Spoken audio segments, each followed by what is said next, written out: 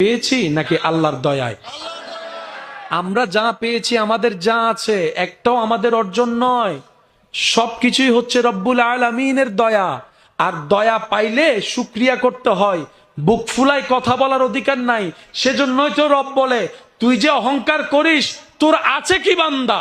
তোর সম্পদ আমি রবের দান, তোর জ্ঞান আমি রবের দান, তোর সৌন্দর্য আমি রবের দান, তোর সন্তান আমি রবের দান, তোর মা বাবা আমি রবের দান। বান্দারে, তোর সারা শরীরে যা আছে দেহ সবই তো আমি রবের দান, তোর জানটাও তো আমি রবের দান। অহংকার করা যাবে না, বলেন সুবহানাল্লাহ।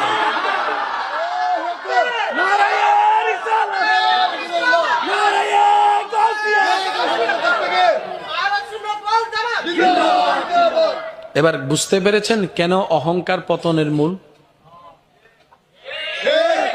অহংকারকে পতনের মূল কেন